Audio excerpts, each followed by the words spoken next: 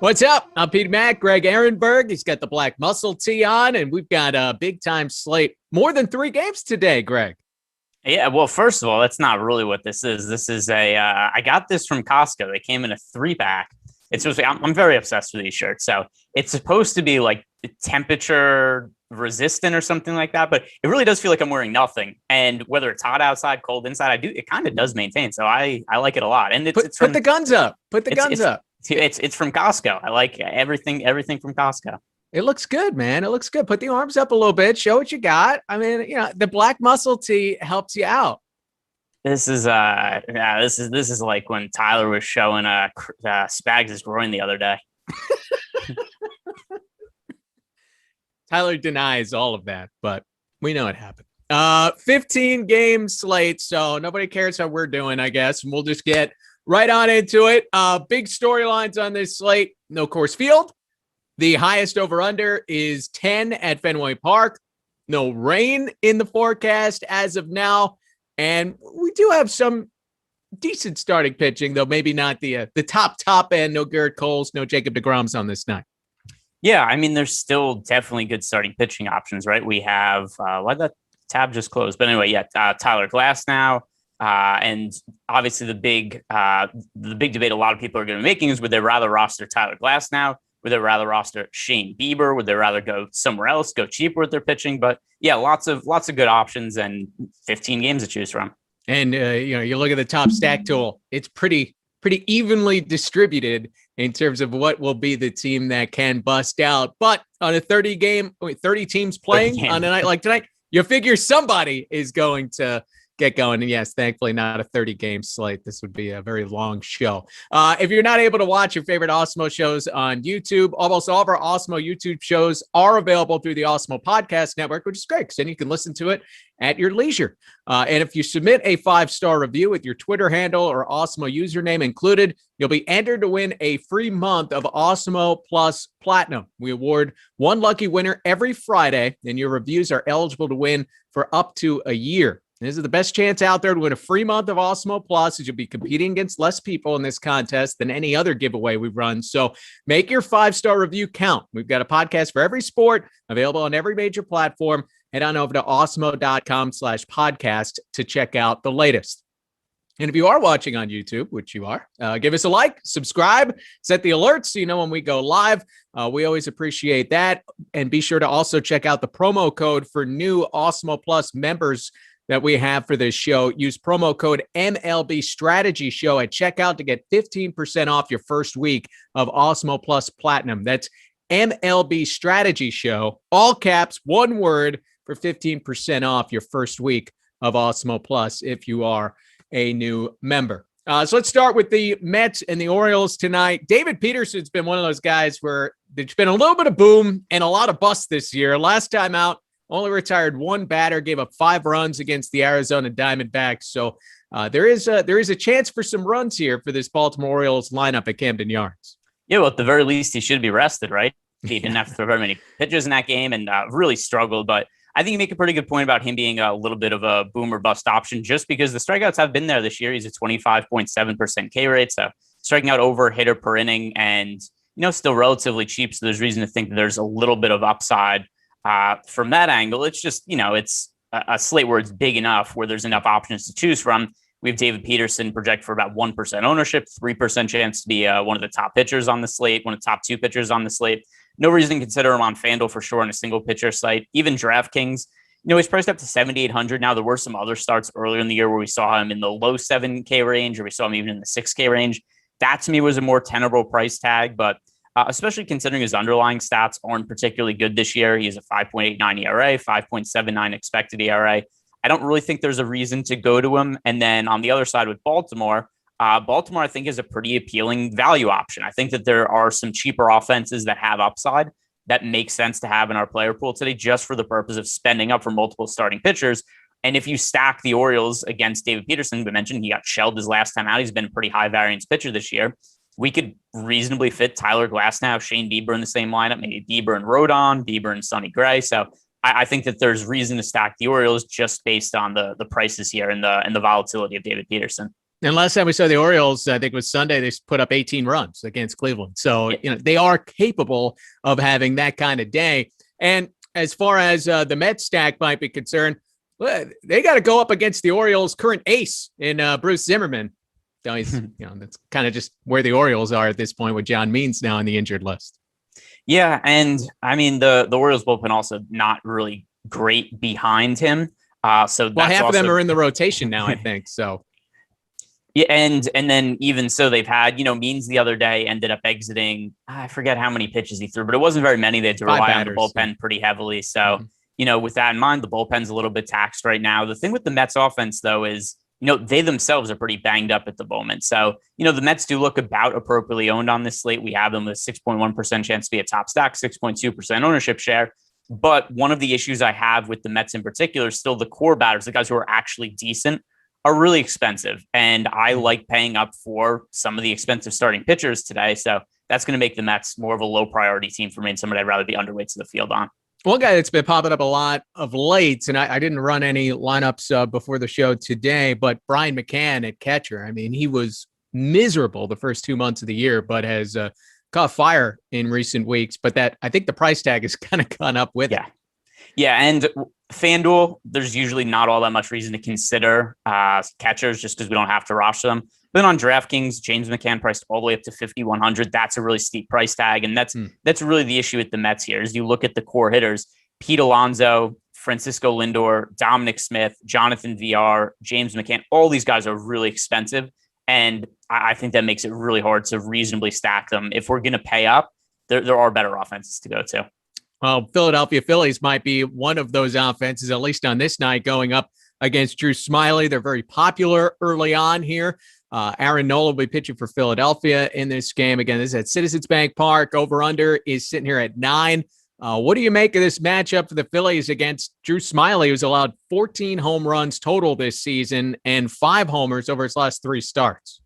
Yeah, so the Phillies look very, very over-owned. And it's, Smyly, like you said, he has had some rough outings recently, but it's not like he's been that terrible over the last few years. So Drew Smyly, this year the numbers don't look great, but last year he had 3.42 ERA, he had 3.63 expected ERA, and it's probably somewhere in between. I don't think that he's quite going to be a guy with a 6 ERA the rest of the season, but I don't think it's 3.42 ERA from last year is what I would expect either. Probably more likely we see him somewhere in, like the 4-ish range. He does have a 4.74 xFIP this year. But the real issue I have with the Phillies on this slate is that they are currently projecting for the 3rd most ownership of any team on the slate. And we have a 3.9% chance for them to be a top stack. So with that in mind, also, they're pretty expensive. There are cheaper offenses that have comparable odds of being a top stack and also fit more comfortably with the starting pitchers I like today. So the Phillies have, the most negative leverage score that we have in our top stacks tool. So the Phillies, to me, are a team that if the ownership was to stand, it's a team that I'd be looking to fade. How about, one-offs for the Phillies? Maybe you don't stack them, but if you think you could find some home runs against Smyly, good home run ballpark there at CBP. Is that something that you might look at for some of these top Phillies bats, JT Realmuto and down the line, Rhys Hoskins, right-handers against Smyly? Look, I mean, Realmuto, I think, is the best catching option on the slate overall, but also he's picking up 20% ownership on a slate where we have 30 teams to choose from. So the one guy that I actually think is the most reasonable relative to salary and ownership is Gene Segura, hitting near the top of the order. He's still relatively cheap on FanDuel and DraftKings. So he's the one that I think we could point out and say, like, he makes sense. But beyond that, everybody here looks, fairly overowned. We've got Hoskins, Realmuto, Harper. These are all guys picking up 15+% ownership. And that's kind of numbers that are hard for me to get to on a slate this large. Aaron Nola, pitcher for Philadelphia. I think coming into this season, I would have put him in the same bucket as a Tyler Glass now, as a Carlos, ahead of Carlos Rodon, really. I forget, not a Shane Bieber, but you look at Nola this year, 3.84 ERA. He was not particularly good his last time out, and now his FIP is rising up to meet his ERA rather than the other way around. What do you make of Nola in a tough matchup against Atlanta? I remember Sunday Night Baseball, the Braves were able to smoke him. I guess that was about a month and a half ago now. Yeah, the big concern here I have with Nola for this slate in particular is, number one, there's a lot of options in that same price range that I preferred him. Also, he has a difficult matchup. And then his strikeout rate is down this year. He's somebody who went from having a 33.2% K rate last year down to 26.7% this year. That is, more or less in line with his career average, but still it's at least what we saw last year. He was an elite fantasy pitcher. He doesn't look like he's quite that guy this season. And then you also just consider that, hey, he's going up against a really tough Atlanta Braves offense. And then we have Aaron Nola in the same price range as guys like Tyler Glasnow, Sonny Gray, Carlos Rodon, Shane Bieber. These are all guys that I personally prefer as plays, and also that we have projected with better odds of being a top play on the slate. And then on FanDuel, if you look at the price tag for Aaron Nola, a little more reasonable at 8,300, but more often than not, I don't find it all that difficult on FanDuel to pay up for the top starting pitchers. And Aaron Nola is very popular on FanDuel. It's projected for 18% ownership, which I personally view to be a little bit too high. So Aaron Nola, to me, very low priority play. If you have his salary to fit into the last spot in a lineup, I wouldn't hate it. But in the build that I made this morning, I have Aaron Nola in, let's see, what percentage of lineups? I have him 3% in my lineup. So that's well below the field. Certainly not forcing him in anywhere with the way it stands thus far. Big picture on a night like tonight, when you have 15 games, and we expect all 15 games to play on a night like tonight, you don't have Coors Field in the mix. There's not one team that's absolutely the chalk in terms of, they're going to bust out and score a million runs. How do you handle the stacking on that like tonight? Because I like, with the big slates, hey, 5 stack a bunch, and you hope to find a team that's going to go for 15 plus, because more than likely one of the 30 is going to have that kind of night. But then beyond that, are you going 5-2-1s, 5-1-1-1s on Draftkings, even FanDuel? Like how does it change how you stack depending on whether it's a 6-game slate or the other extreme, a 15-game slate like tonight? Doesn't really change for me. My lineups on Draftkings are always going to be 5-man stacks. FanDuel, I generally make 4-2 stacks, then just with a couple of one-offs, because with the pricing on FanDuel and it being a single pitcher site, I'm usually prioritizing trying to spend up for pitchers. And one of the easiest ways to do that while also having upside, 4-man stack, 2-man stack, and then it's a couple of value plays get mixed in, and that makes it easy enough to pay up for guys like Shane Bieber, Tyler Glasnow in the lineups, and then while still having a 4-man stack that I generally like. So I don't really change all that much, whether it be a 15-game slate, an 8-game slate, or anything like that. Where it does start to get different is when we have a 2-game slate like yesterday, a 3-game slate, because then one of the things that I'm doing that's most different is then I'm more willing to put hitters in the same lineup that I have a pitcher in. I'll usually set it on Fantasy Cruncher to allow one hitter versus pitcher, just because you have so many, lineup constraints if you don't allow hitters versus pitchers when it's a 2 or 3-game slate. Yeah, I did see it was a 5-3 that had some success last night with the Angels and the Padres being the teams to go to. But yeah, totally different. I think they're totally different games. You're playing the 2-game slate versus 15-game slate as we work our way through here. Dodgers, Pirates, Walker Buehler. Buehler's interesting because his value is really his consistency. Like, he's a great cash game play because he's not going to get blown up. He's been between 12 and 30 DraftKings points all year long. But again, that's the ceiling, is really 30. They don't let him pitch particularly deep. So what do you make of Buehler tonight when you do have other options with a lot more upside than him?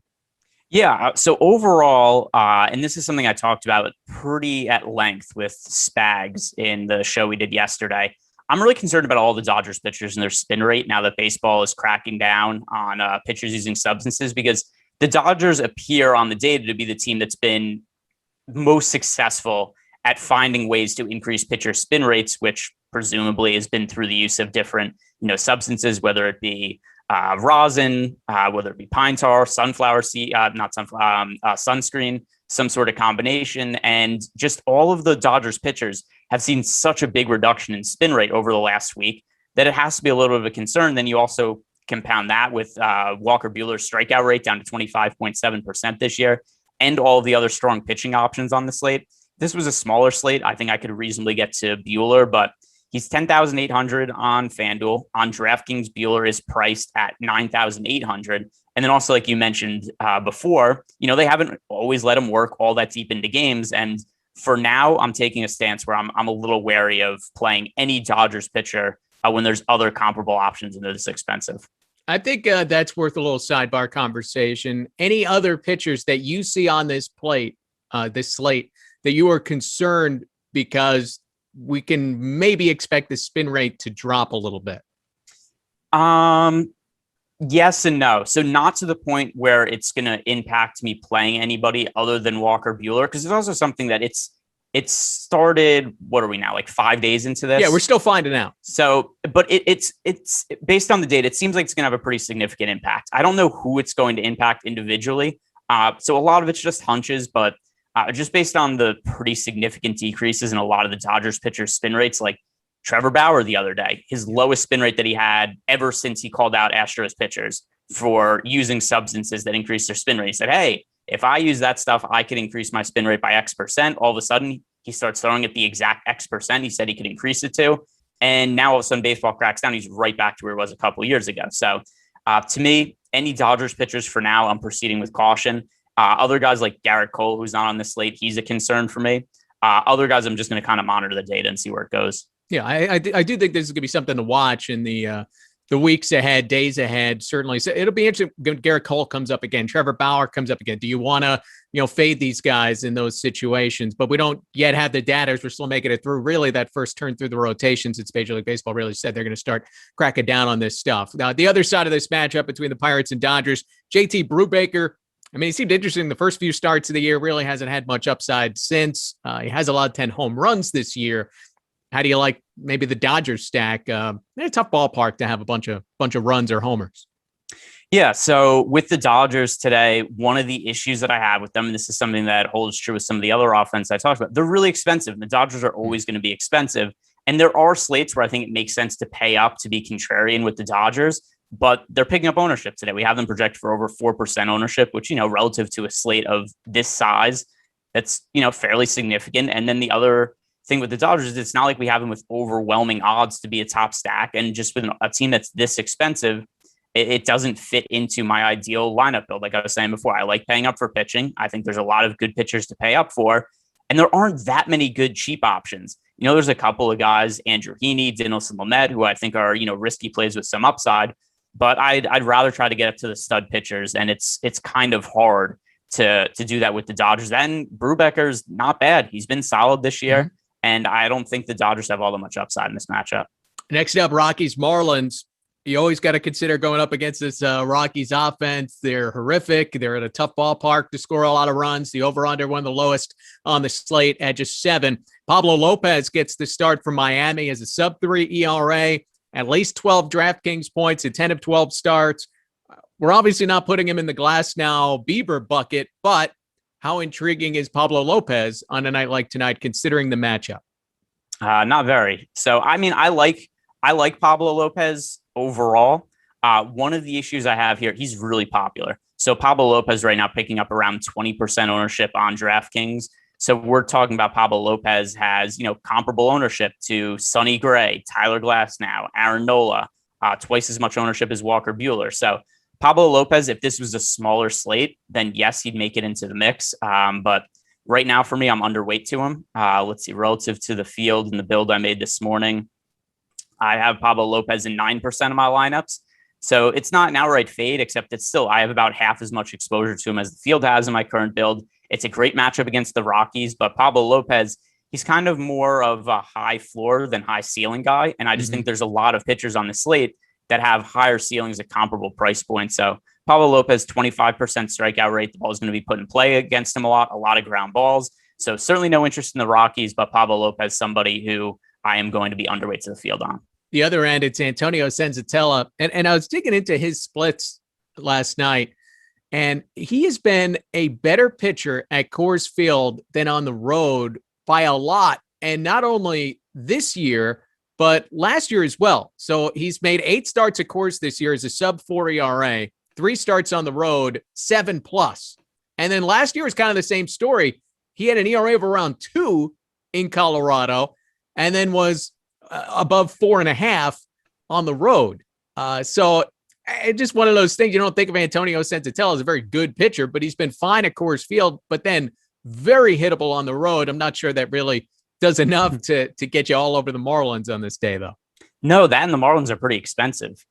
Starling Marte, he had a big game yesterday. Jazz Chisenhall, he's had a good fantasy season really all year. He's fine from a real life perspective, but really a better fantasy player than real life player just because a little bit of power, his ability to steal bases. Jesus Aguilar is relatively expensive. So with all that in mind, these players don't really rate out particularly well. We only have Miami with a 2% chance to be the top stack on the slate, and they are expensive enough where it's not like we're getting great value out of them. If all these guys were priced in the, 3,000 range or something like that, then for sure, I would be considering the Marlins as a value stack. But since they're expensive, I don't really think it makes a whole lot of sense to get to them. Well, the biggest over-under of the day is at Fenway Park. Astros, Red Sox, over-under of 10. And you have two pitchers that have been pretty good of late. Framber Valdez for Houston and started against the Red Sox just last week. 10 strikeouts over 7 innings. He appears to be fully stretched out after breaking the ring finger on his pitching hand back in spring training.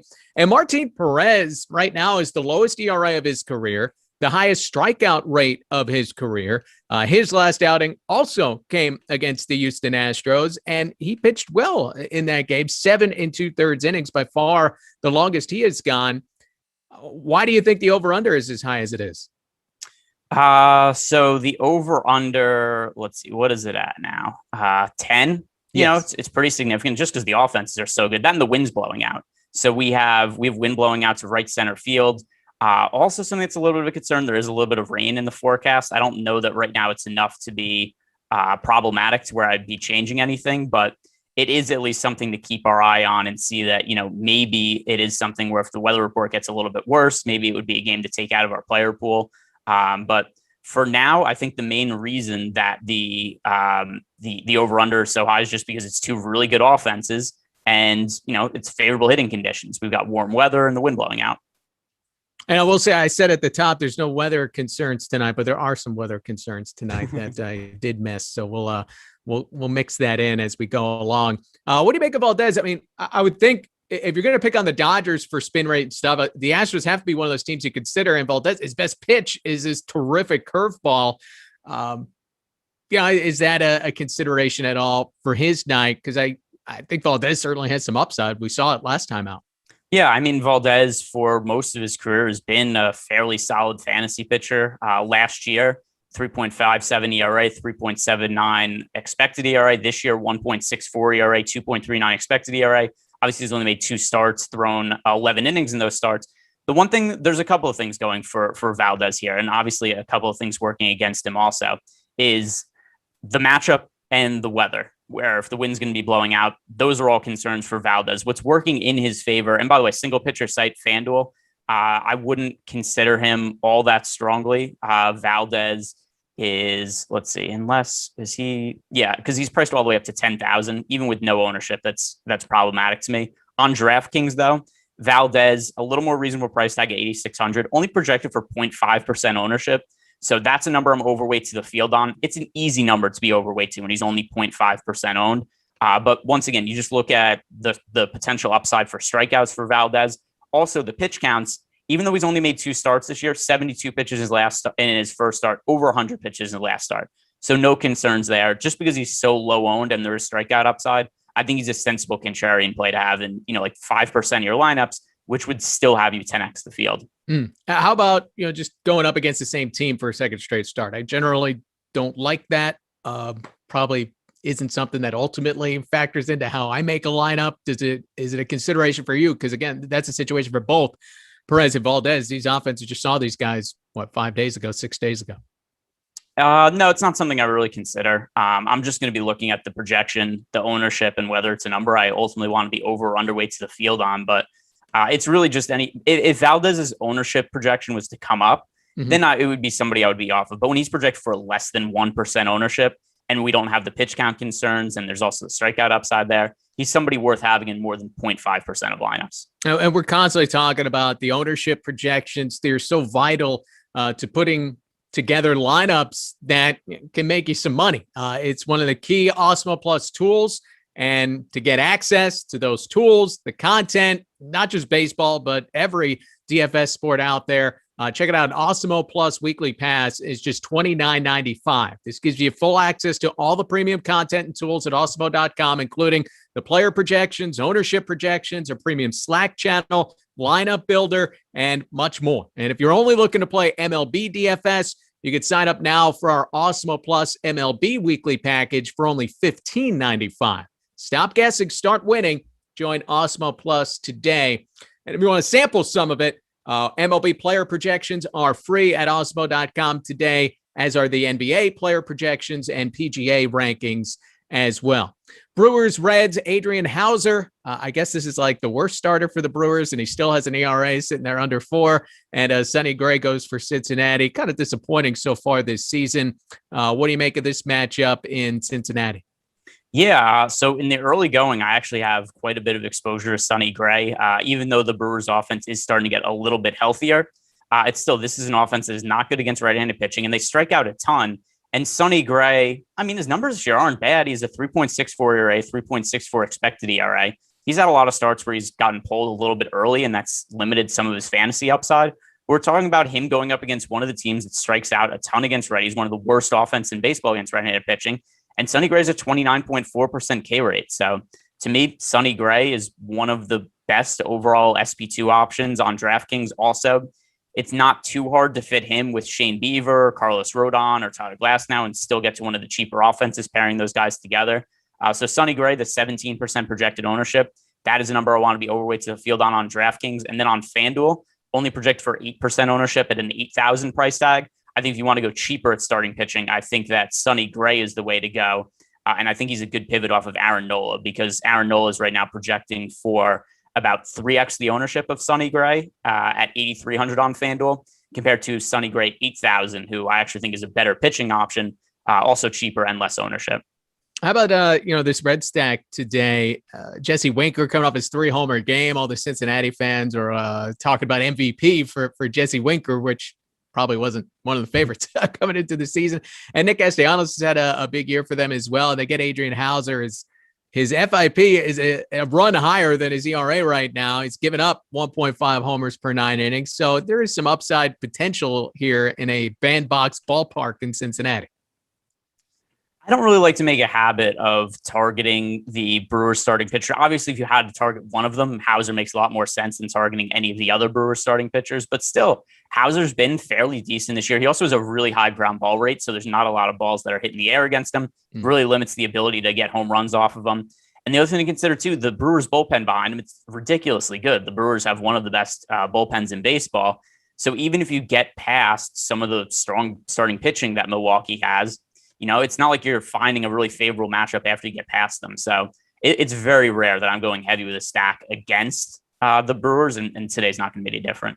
No, that's a good point on that. And the bullpens, they do matter. You can knock a guy out in the 4th inning and, all right, we're getting in the middle of the bullpen. And then you got guys coming in throwing 100 or that have a phenomenal changeup, as is the case in the Brewers lineup, or, down the line, Josh Hader. Not exactly a plus matchup there. Seattle, Detroit, this Tigers offense, always full of strikeouts. Marco Gonzalez, not really a big strikeout guy. He does give up a lot of home runs. Matthew Boyd on the other side has kind of been daily fantasy irrelevant here. So I'm not sure there's a whole lot to love on either side of this game. Yeah, so Matthew Boyd, pretty easy pitcher to take out of the player pool. We have so many options on the slate. The strikeout rate, which pretty sure we've talked about a few times when he started this year. Over the last 3 years, just the decline in strikeouts for Matthew Boyd. He went from being a 30.2% strikeout rate guy in 2019, 22.1 last year, and this year all the way down to 19.5, as it appears that he's prioritizing throwing strikes so he doesn't walk everybody and just give up a bunch of runs without getting himself a chance to compete. So Matthew Boyd hasn't been terrible this year. He's been okay, but he hasn't been fantasy friendly. And then also there's a lot of other pitching options on the slate to get to. So Matthew Boyd, easy enough player to take out of the player pool. Seattle, on the other hand, I actually like as a stack, because even though Matthew Boyd himself has pitched a little bit better this year, it's not like he's a top of the line starting pitcher. And the thing I really like about Seattle is we have them projected for a 10.5% chance to be the top overall value stack on the slate. So overall 5% projected ownership to go to Seattle, but almost double the odds of being the top value stack on the team. So it's really easy to stack Seattle and get to the top tier starting pitchers. So like I've said, that is the build that I'm prioritizing today. So Seattle, a team that I'm going to have in my player pool. I saw this question in the chat. I mean, why on DraftKings do you prioritize the starting pitching in the way that you do? Just because it's the safest way to secure fantasy points. There's going to be games where if you're just comparing paying up for pitching versus paying up for hitting, There will be days where Mike Trout goes 0 for 4. There'll be days where he scores 0 fantasy points. You're almost rarely going to get that out of the top tier starting pitcher. So I'll go to Shane Bieber. He's overall my favorite starting pitcher on the slate. He's had one start this year where he scored 12 fantasy points. That was overall his worst outing. But beyond that, he scored 23 or more fantasy points in all but 3 of his starts this year. So every once in a while, you'll get a not good outing out of Shane Bieber, but it's generally not going to be enough to just totally murder a lineup. Like you could still maybe min cash with somebody like Shane Bieber in the lineup. And it's just the kind of security that you don't get anywhere else in baseball. So to me, when there's top tier starting pitchers on a slate, it's always a high priority to get them to me, because I found for me over the course of time, it's a pretty good way to have at least just lock in some fantasy points. And it's given me, I think, a lot of my lineups a higher floor, and it doesn't hurt your ceiling either.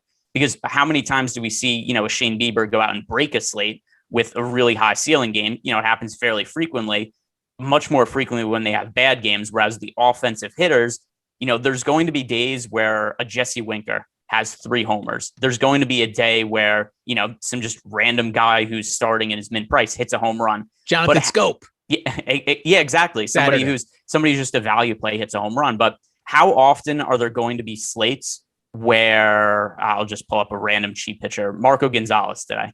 How often is Marco Gonzalez going to outscore Shane Bieber? But how often is, any of a cheap hitter who's a value play going to be able to outscore something like Ronald Acuna, one of the top hitters? It's something that happens a lot more commonly.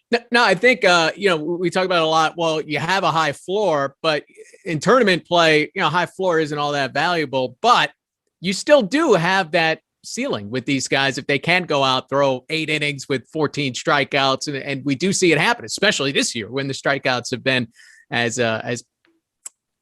found as they have been over the course of this year. So it makes sense. Washington, Tampa Bay. We'll get to Tyler Glasnow here, starting against the Washington Nationals. Glasnow giving up a league low 5.4 hits per 9 innings. And here's one of those stats again: at least 19 Draftkings points in 11 of his 12 starts. Yeah, I'm a big Tyler Glasnow fan, because also he could pitch poorly from a real life perspective and have a good fantasy game just because of his strikeouts. So Tyler Glasnow, 35.6% K rate, and if you look at his strikeout numbers for the year, he just does not have very many starts where he doesn't strike out a whole bunch of guys. So even in his last start, he gives up 3 runs, but still ends up scoring 22 fantasy points just because he has 8 strikeouts. You go back to some of his starts earlier in the year, he had a stretch where he allowed multiple runs in, okay, here's a good example. Against Toronto earlier in the year, gives up 5 runs, scores 19 fantasy points because he strikes out 10 guys.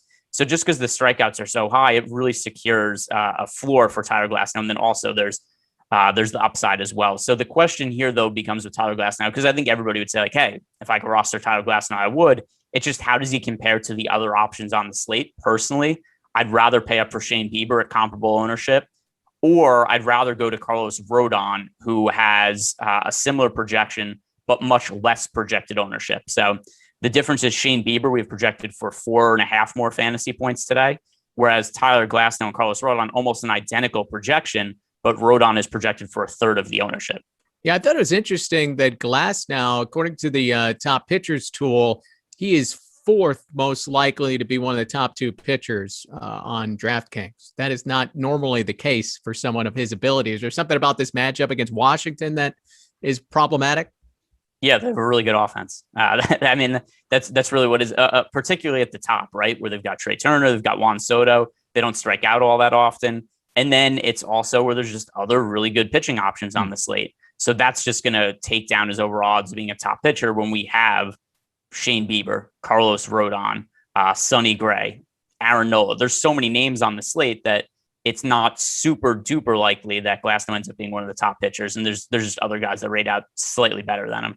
And we'll get to Bieber and company a little bit later on. John Lester goes for Washington. Really hasn't been as bad as maybe people expected this year. He's given up 1 run or less in, I think it's 5 of his 7 starts now. So 4 of his 7 starts. So he hasn't been exactly bombs away against, though. This is a tough offense in Tampa. Yeah. So John Lester is somebody who I have picked on a ton over the last few years. And even though his numbers this year, they're not great, but they're not totally terrible. 4.37 ERA, 4.16 expected ERA. look at his numbers from last year. We have 5.16 ERA, 5.85 expected ERA, and there's just so many indications that this is a guy who's pretty substantially dropped off from a talent standpoint. Number one, his velocity continues to dip. If you look at his velocity from 2016, average fastball velocity for John Lester, 93.1. And then year on year after that, 91.9, 91.1, 90.7. Then last year really struggled, 89.6. This year, 89.2. So every year it goes down, and he's just not generating swing and misses or strikeouts anymore. So 16.9% K rate this year, 15.8%. This is somebody who I really think is on the tail end of his career and just kind of continues to pitch in the MLB just based on the name value and his reputation. But to me, John Lester's totally shot at this point. He's below replacement level player, and I don't mind paying up for the Rays. If you're looking for a contrarian team to pay up for, the Rays 4% projected ownership, not necessarily the best top stack odds, but I'm so anti John Lester as a pitcher at this point in his career that I'm good with going to the Rays. Well, let's calm down with killing John Lester. You buy a whole city of beer. I think you get to play in Major League Baseball as long as you want, as far as I'm concerned, and took care of Chicago this past offseason. Giants, Rangers, Alex Wood started off the season really well, smoked the last couple of times out, especially by the Angels last time around, and he'll be in Texas dealing with this Rangers lineup. Yeah, so with Alex Wood, he's somebody else. He doesn't work all that deep into games. His last 3 starts, 6 innings, 3 2/3 innings. He generally doesn't work all that deep into games, and the pitch counts in those outings, bringing them up right now, 73, 83, 93 in his last 2 starts. He hasn't gone over 100 in any of his starts this season. So it's hard to really see him work all that deep into games. Also, the $8,000 price tag, it's not like there's any kind of crazy discount on him. So to me, Alex Wood, just a situation where there's better offenses to target. We also are starting to get to a point in the season in Texas where the temperature and the dry air, it becomes an issue, and it starts to become a really favorable hitter's park. So actually the start of the year in Texas, it plays kind of neutral. And then as we get into the warmer months and the summer, that's when it starts to become really favorable for hitters. So Alex Wood, there's other guys I'd rather get to. I know that the Texas Rangers don't have the best offense, gets left-handed pitching. They strike out a bunch, but better guys than Alex Wood to target today. Jordan Lyles at least has to be considered because of the price tag. One of the better value plays on this night. Not usually your strategy when you're trying to pay up for top pitchers, but what do you make of Lyles, who does have some upside? 8 strikeouts per 9 innings, has gone over 15 DraftKings points 4 times this year. Yeah, I like targeting against him today. I think that this is a pretty good spot for the San Francisco Giants offense. The Giants offense has been sneaky good this year, and if you look at the numbers for Jordan Lyles this year, they're really no good this year or last year. Jordan Lyles this year, 5.75 ERA, 5.43 expected ERA last year, 7.02 ERA, and a 5.34 expected ERA. And I mean, to me, Jordan Lyles, another guy, just replacement level pitcher. You look at his ZiPS projection for the rest of the year, projected for a 5.34 ERA. I think you can reasonably say that number should be expected to be even higher than that. So this should be a really favorable situation for the offenses playing in Texas in a pretty hot day, expecting the temperature to be 88 degrees is what the weather report's showing right now. So San Francisco Giants, also not all that expensive.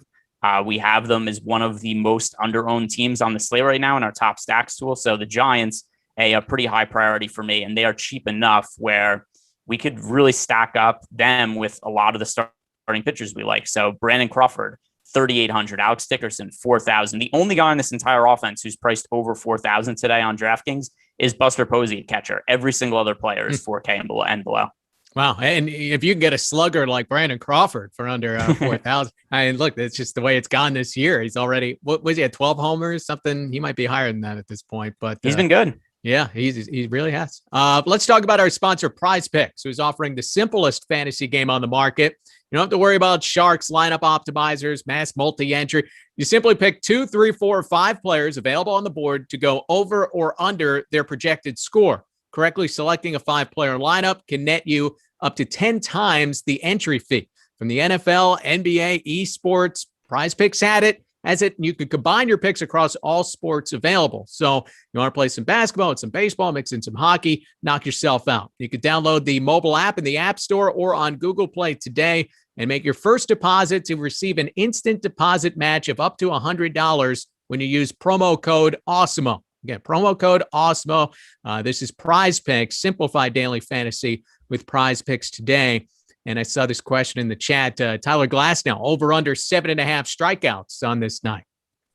That is an over for me pretty comfortably. Tyler Glasnow, we talked about all of his strikeout upside this year, and going through the box score for Tyler Glasnow, he hasn't had that many starts where he's gone under 8 strikeouts. Even if you look at his numbers, so here's his last handful of starts. Toronto, 10 strikeouts. Oakland, 10. Angels, 8. Oakland, 11. Mets, 10. One game against Toronto where he struggled, only struck out 2 hitters, but then Kansas City, 11, and the Yankees, 8. So that number looks really low considering Tyler Glasnow's strikeout stuff. He's only failed to hit that mark once in the last 6 weeks. So yeah, give me the over on Glasnow. There you go. There's a freebie for you, and check it out at PrizePicks. Use the promo code Awesemo. All right, we're more than halfway through this 15-game slate as we hit our 10th game of the whole thing. Yankees, Twins, Jordan Montgomery, Michael Pineda, the matchup here. The Yankees get to go against their former starting pitcher there in Pineda. I know he's a guy that you've enjoyed stacking against and are waiting for the bottom to fall out, but the Yankees are very popular on this slate for whatever reason. Yeah, a little more popular than I am comfortable with. So I do think it's a good spot for them against Michael Pineda. He is somebody who, by the way, he did get shelled in his last start, only went 3 innings, struck out only 1 hitter, gave up 5 runs. So Pineda coming off a bad outing. And yeah, I mean, we've done, I guess it's just the way the schedule falls because we only do one show together a week. And somehow we do all the Pineda starts together. But and Heaney too. I always get Heaney. Yeah, Pineda and Heaney. So he does have a 3.4 ERA this year, but a 4.33 expected ERA, a 4.34 FIP. So it does appear that there's a regression coming Pineda's way. He only has a 244 BABIP, so he's definitely been lucky in that regard. Also an 81% strand rate, so good sequencing, lucky batting average on balls in play number. So then you look at the Yankees offense, which has been pretty underwhelming this year, but still they're projecting for 12% ownership. That's more than any team on the slate.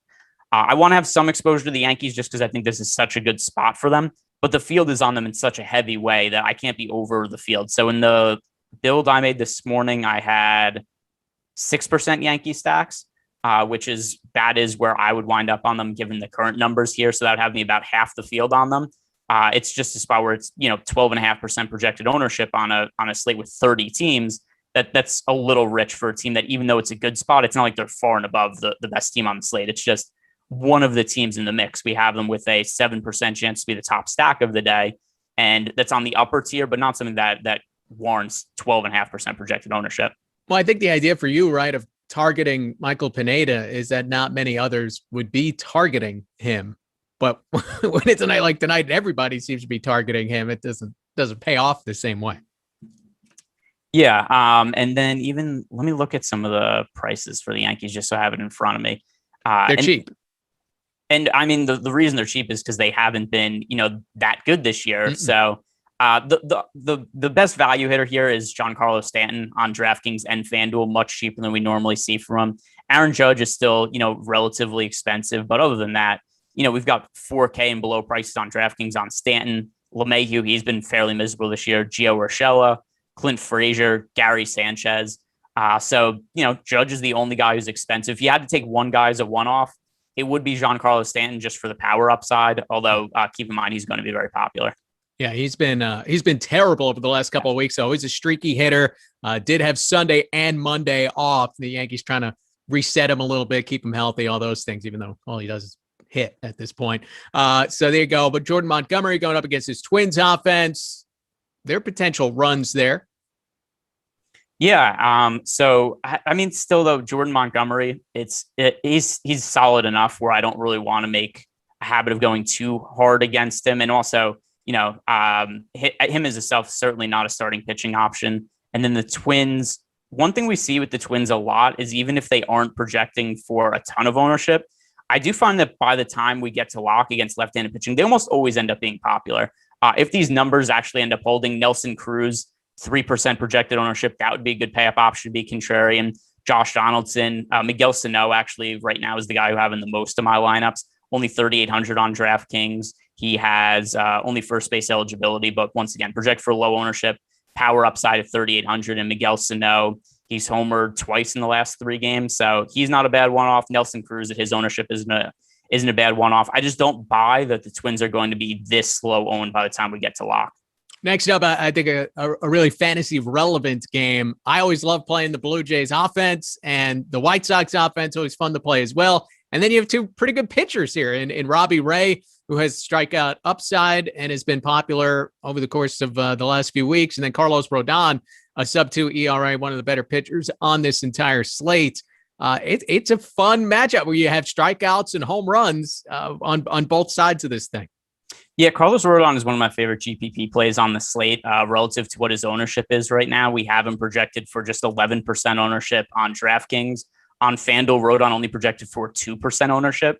So if Rodon's going to be 2% ownership on Fanduel heading into lock, that's a number that you want to be way overweight to, in my opinion. Shane Bieber, Tyler Glasnow, those are certainly safer pitching options. But Rodon just looks so under-owned right now if that's going to hold. It is a tough matchup against the Toronto Blue Jays, but Rodon has been pitching so well this season that I don't really see too much of an issue with getting to him in terms of I don't think that he's all that likely to get totally destroyed. Rodon this year, his last start, he did give up 5 runs, but still he scored 13 fantasy points just because he has the 8 strikeouts. And beyond that, he's had, over 24 DraftKings points in all but 2 starts this year. So, we're looking at somebody who's had really substantial ceiling, and given the strikeout numbers this year, I think the ownership is just so low that we want to get to him over the field. And I'm definitely going to be keeping an eye on it because how much I like him is totally dependent on what his ownership is. Because when I was talking about Tyler Glasnow, we do have Rodon projected for almost the exact same amount of fantasy points as Glasnow. The difference being Rodon 2.5% ownership on FanDuel compared to 13 for Glasnow. On DraftKings, Rodon projected for 11% ownership compared to 18 or 25.5. For Tyler Glasnow. So with that in mind, I would just flip those ownerships, or maybe even just be heavy kind of on both of them. But yeah, right now I'm planning on being way overweight to Rodon. And this Blue Jays lineup, while it has a lot of power, it does have some strikeouts in it as well. So there is plenty of upside for Rodon. The other way, Robbie Ray, this isn't one where you're picking on the matchup against the Chicago White Sox, but I guess it really depends on what his price is on DraftKings FanDuel today. Yeah, so Robbie Ray is somebody who I've been on the wrong side of a lot this year. He's a really high variance pitcher. So I've taken the standpoint of, hey, when he's popular, I want to be off him. And then when he's not popular, I kind of want to be on him. Robbie Ray, he does seem like he's heading towards some pretty heavy regression. He has a 3.57 ERA, but a 4.19 expected ERA, a 4.73 FIP.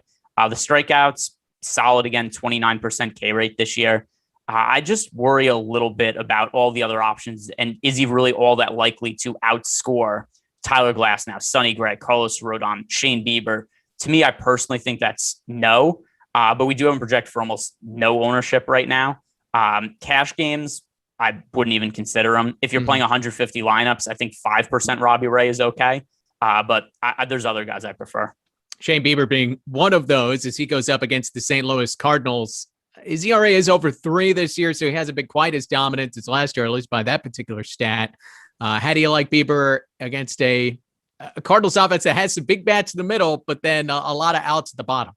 Yeah, and the other thing that's also really favorable for Bieber is that he's going to be playing in the National League Park. So instead of facing the DH, he gets to face a pitcher, and that's something that always makes the American League pitchers look a little bit better. And then Shane Bieber, even though his ERA is over 3, it's 3.08, so it's not anything terrible, and he's still one of the best strikeout pitchers in baseball. So the strikeout rate for Shane Bieber this year, while it has decreased a little bit from last year, still 35.6%. That is elite. Last year, 41.1%. That was just ridiculously good. He's never going to repeat that kind of season. But even so, the numbers are really good for Bieber. The strikeout stuff is really good. He's going to be in a spot that I still consider an overall plus matchup for him relative to other matchups because he gets to face a pitcher that adds some extra strikeouts to him. So Shane Bieber is my overall favorite pitching option on the slate. That is, of course, if Carlos Martinez makes it to the plate for an at-bat. He did not last time as the Dodgers clubbed him for, I think it was 10 runs off of Martinez, 11 runs total in that first inning. I remember when Carlos Martinez is a really exciting, really good pitcher. Is that long gone? Yes, it is. It is long gone at this point, and I do think it makes sense to roster the Cleveland Indians against them. The Indians only pick up a 2.4% ownership share. We have them with a 5.5% chance of being a top stock on the slate. And Carlos Martinez, they've really tried to move him around. And by the way, he's only 29 years old. And it's not like he's super old or anything, but there's signs of wear and tear here. Even just 2 years ago, Carlos Martinez, 96.6 average fastball velocity. This year now down to 93.9. They've moved him from the rotation, bullpen, back to the bullpen. Rotation, I hate when they do that to guys. Forth. But I kind of get why, right? He's a guy who had so much arm talent earlier in his career, and he lost it, and they're just trying to find a way to spark that fire again. But he has a 5.83 ERA this year, a 5.75 expected ERA. Last year, he had a 9.9 ERA, a 5.97 expected ERA. He's just not a major league quality pitcher anymore, and he still has a little bit of name value, so I don't think people like to stack against him all that much for that reason. But still, it looks like the Indians are going, too low owned today with 2.4% ownership as a team. So for sure, give me the Indian stacks today. Carlos Martinez, who I see that we do have Alan S in the chat saying that he smashed last game, but he's gotten smashed more often than not. And even if you look at Martinez, he got smashed. Yeah, got smashed. The Dodgers killed him. Yeah, okay. Yeah, never mind. I misread that. I was going to say that I didn't remember him pitching all that well recently, but the Dodgers scored 17 that night, I think. Yeah, so and by the way, he walked 4 hitters, had just 1 strikeout. Yeah, he gave up 10 earned runs in less than an inning. So Carlos Martinez, to me, somebody who I want to prioritize stacking against him when the Indians are picking up so little ownership. Yeah, and if you hit maybe against Carlos Martinez, it worked out last time with those Dodgers. Let us all know about it and get into the Awesemo Hall of Fame. You can download the Awesemo avatar from awesemo.com/avatar. And if you place in the top 3 of a contest with over 5,000 contestants, you can win a free month of Awesemo Plus Platinum. And you got to tell us about your win. Tweet it to the @AwesemoHOF account, which is fun. You can see how people did, the people that beat you on a given night, maybe. And we have plenty of winners here with that Awesemo avatar over the last few days and in all sports. So be sure to get in on that. Again, awesemo.com/avatar. And of course, you want to stay up to date on the latest Major League Baseball DFS news with our @Awesemo MLB handle. News God handles starting lineup confirmations, injury updates, late scratches, all that information that you need before lock. So give a follow @Awesemo MLB. And you can check out News God's Twitter handle as well, @NewsGod with a Z_DFS. All right, 3 games to go on this 15-game Tuesday night slate. Kris Bubic, who's been interesting over the course of this year since he's been called up for the Kansas City Royals. He gets an Angels team that mashed a little bit last night. And Andrew Heaney on the other side, always one of those sneaky value plays. Well, maybe not so sneaky. I think everybody's kind of up on it by now. But some strikeout potential for Heaney against the Royals here. Yeah. So Heaney to me is one of the more boomer bust, cheaper starting pitching option. He always is. We talk about this every 5 days. He starts every Tuesday. I mean, you and I end up talking about Andrew Heaney. His numbers this year from a run prevention standpoint are not great. 4.76 ERA, 4.45 expected ERA, but he has a 29.1% strikeout rate. And there are some games where if Heaney happens to not give up a bunch of runs, he ends up having some really significantly big fantasy outings just for that reason. So Andrew Heaney, we've seen as of late. Here's his last 5 starts. Actually, I'll go back even farther. 7 starts on DraftKings, 30.5 fantasy points. Terrific. 4.7. That's no good. Then he goes 32. Then he goes 6.6. Then -4.5. Then -4. Then 16. Then 27 last time. He's all over the place, baby. All over the place. So for tournaments, yeah, you want to get exposure to him. I also don't mind stacking the Royals against him a little bit also, just because of the same variance. Also, we have, Heaney's going to be pretty popular today, so there's a reason to get leverage off him by stacking the Royals. The Royals are only picking up 1.2% ownership as a team today. And we have them with a 4.5% chance of being the top value stack on the slate. So with that in mind, I think it makes sense to play both sides of this, get some Heaney and GPP lineups, then also stack against them. Because if we look at the box score for Heaney, somebody's going off here. Either the Royals are going to put up 6 or 7 runs against him, or Heaney's going to score like 25 fantasy points. You're not getting that boring 6 innings, 3 runs, and 15 ground ball outs from Andrew Heaney. That is not the way it works. Kris Bubic on the other side, ERA right around 2. Maybe it's about that time where the league starts to catch up to him a little bit. What do you make the Angels going up against them? Yeah, I think Bubic is solid. He's definitely been a little bit lucky. I don't expect him to maintain a sub-2 ERA, and he doesn't generate strikeouts, so there isn't that much fantasy upside, but he's a 2.12 ERA compared to a 3.96 expected ERA. It's a really tough matchup against the Angels also, but the Angels are still fairly expensive, the core of their lineup, even with Mike Trout out. So to me, Kris Bubic is just good enough to where I don't want to stack against him. but I definitely don't want to pick on the Angels offense here either. So the Angels, who are going to be about appropriately owned, it's not a team that's a priority for me, but same, I don't like Bubic either. Diamondbacks A's, Chris Bassett, we kind of talked about him last time around, where he's a guy that seems to be chronically underowned, but you're not on the Bassett bandwagon. ERA sitting there at 3.5 against a fairly light hitting Arizona Diamondbacks offense. Yeah, there's just so many good pitching options on this slate that it makes it hard for me to really prioritize and get to Chris Bassett. I don't want to stack against him either, but Bassett this year, he has solid numbers, but it's not like he's the highest strikeout guy in the league either. He has a 26.5% K rate. That is the highest of his career, but generally he's been more of a pitch to contact guy, 21.1% K rate for his career. So I do expect the strikeouts are going to take a little bit of a step back. He only has an 11.4% swing strike rate, which isn't all that high. So I think we ultimately see the strikeout rate go a little bit more in line with the 21.1% for his career. And there's so many pitchers on this slate that have a lot of strikeout upside that Bassett isn't in my player pool right now, but I'm not stacking against him either. Are the A's in play? I don't know how to pronounce it. John Duplantier.